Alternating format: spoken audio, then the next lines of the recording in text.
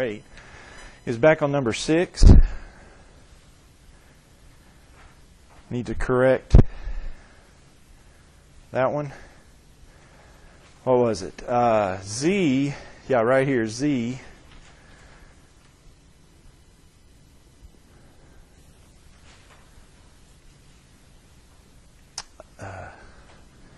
Z should be, this should be right here, 20,725. And so this is going to be the square root of 20,725. And so that takes that out. Those should be 20,725.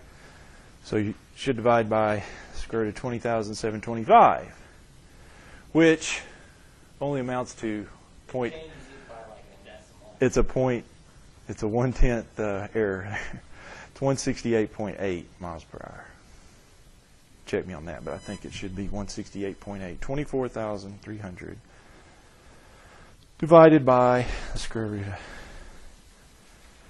But you know us math people, we just don't like even little bitty errors. Yeah. Okay. Feel better now there. All right, so number 8.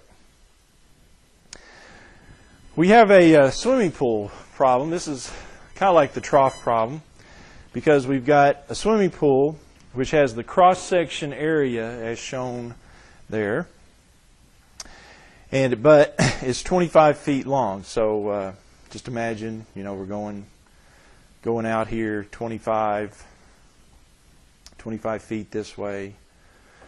There's our swimming pool, okay? That's what our swimming pool is going to look like.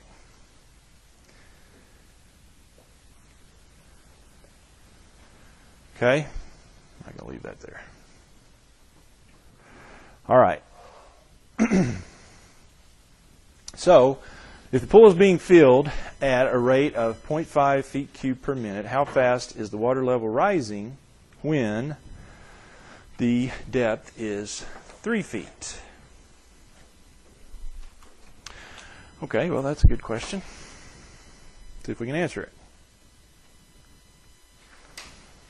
Of course, we're being filled at that rate. So, what does that mean? This rate right here. What does that mean in terms of our calculus terminology? Wouldn't that be, that's the rate of being filled, so that's the rate of change of the volume. So that's dV dt. dV dt is 0.5.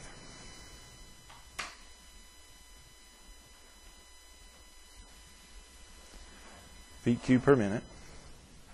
How fast is the water level rising when the depth is 3 feet? So here's the thing. I'm going to come up here and I'm going to have, you know, the swimming pool right here is 5 feet.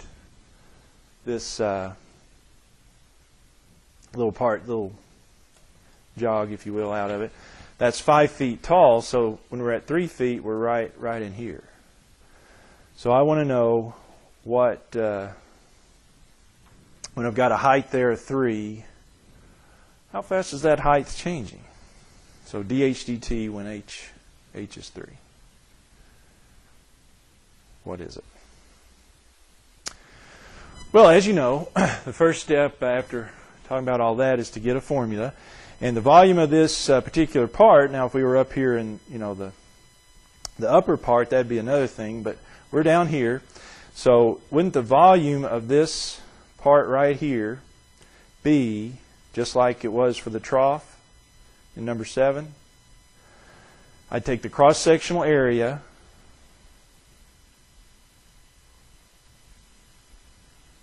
times the length of the pool. Same formula basically as the trough. Now, the thing about the cross-sectional area here is we're talking about the cross-sectional area of a different sort. I'm talking the area of what is this shape, cross-sectional area here. Isn't that a trapezoid? It's a trapezoid. And so the trapezoid formula, so this cross-sectional area is a trapezoid. Does anybody know right offhand the area formula for a trapezoid?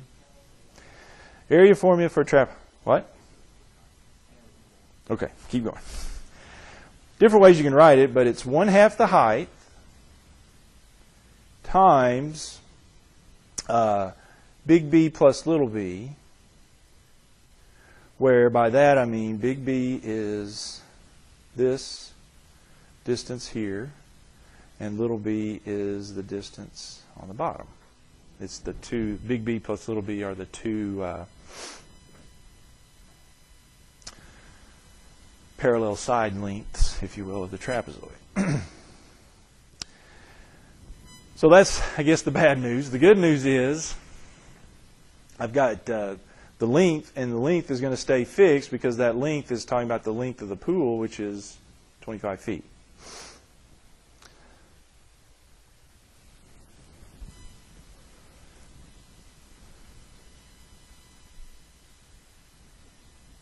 Right, I said 25. Don't I have 25 feet length of the pool? Yes, 25 feet is the length of the pool. All right. So this is our formula. Now, what are we looking for? We're looking for dH dt. However, this formula has two things other than h and b in it. It's got big B and it's little b. Now, here's also some good news. What about big B? The thing about big B is it's fixed, isn't it? Big B is also fixed, just like the length is. Big B is fixed to be 20 feet. Little b is fixed to be 20 feet. That's not going to change.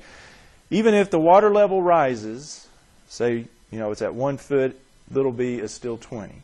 2 feet height, little b is still 20. So this just like the length is fixed. So let's make that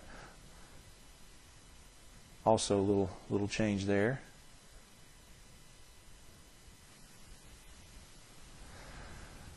Big B, though, is not fixed because depending on the height of the water, big B is going to be longer or shorter, right? So big B is a variable. Well, unfortunately, I don't know anything about dB dt, big B dt. And so I have to get, just like I did in the trough problem, I have to replace it in terms of h. I need to get this big B in terms of h.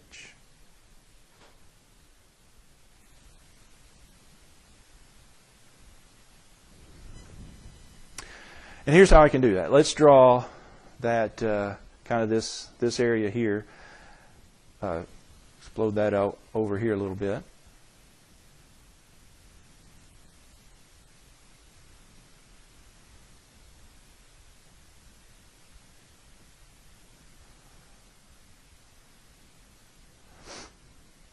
Okay, where this whole thing is the 5. Okay, but my water level is coming in here, okay, H. That's my H. Okay, and that's my big B. Right there, and little b, of course, that's 20. Here's what I'm going to do. I can get big B in terms of H. If you'll notice here, draw a little triangle there at the corner and call this, I don't know, whatever you want to call it. Call this little part here A. And of course we know that big B goes all the way across. And so couldn't we say, and here's something else we know. This part here is 20. Okay. This is H. Don't we know this too? Isn't this 2 feet right here? That'll be significant here in just a second. Okay? So, big B is 20 plus A. Now, what I can do with that is, I'm trying to get big B in terms of H.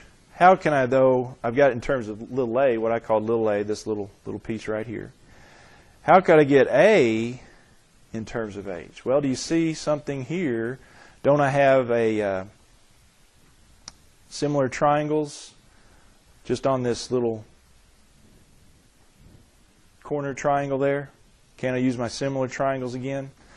Wouldn't I have, I could set, I know that A and 2, I'm talking about this triangle here is similar to this big triangle right here. You with me? The little triangle here is similar to the big triangle right there. So don't I have that A is to 2 as the H is to what? Doesn't H go to 5? Because that total height there is 5.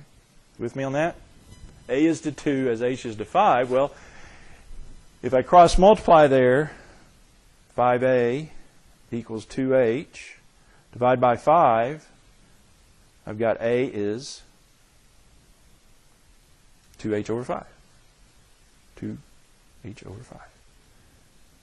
And so there you go. Substitute that in. We got B is 20 plus 2H over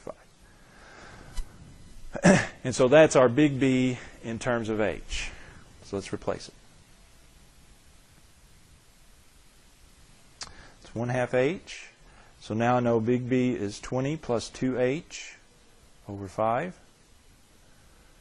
And I've got plus 20, another plus 20 there, times 25 halves. Or times 25, sorry. Did you see what I did there?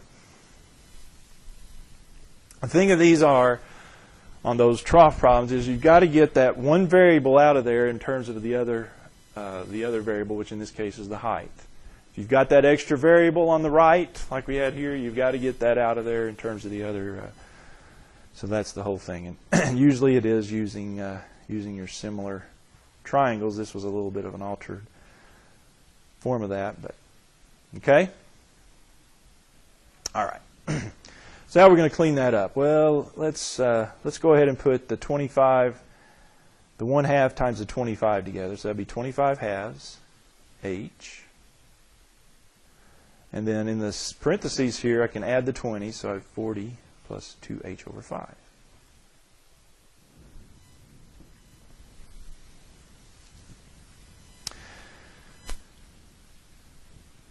Now, before I do the derivative there, I think, instead of having to use the product rule, I think it's going to be much nicer if we just go ahead and multiply the 25 halves H in. So we get volume equals 25 halves times 40, 25H times 40, and then 20 plus 25H, 25 halves H times 2H over 5.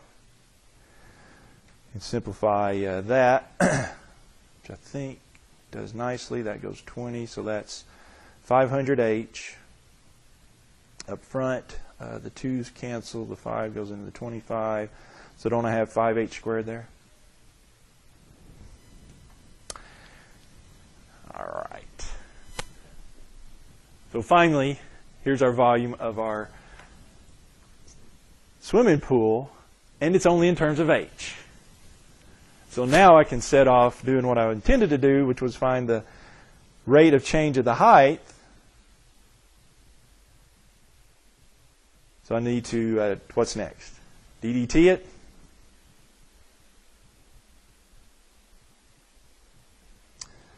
Okay, so the left side is just V, so the DDT of that would be dV dt, or 1 dV dt if you like. Okay?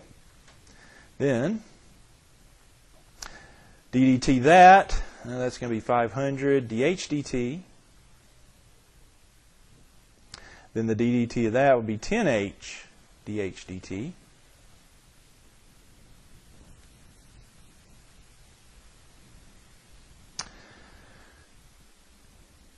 And now we can substitute. What do we know? dV dt, what was dV dt? 0.5 from the problem. 500, well, we're looking for dH dt.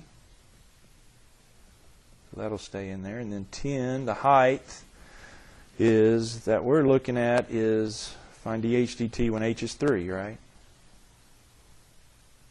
That was 3 feet. Yeah, 3 feet.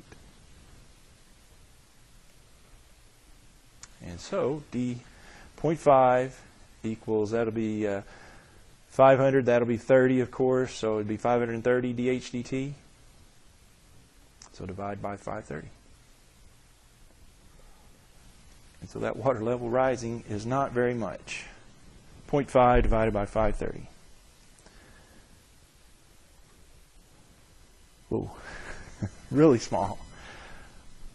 0.009, 0.0009433 is dHdt, and that is feet per minute. Is that the time units? Yeah, feet per minute. So yeah, if you've ever filled a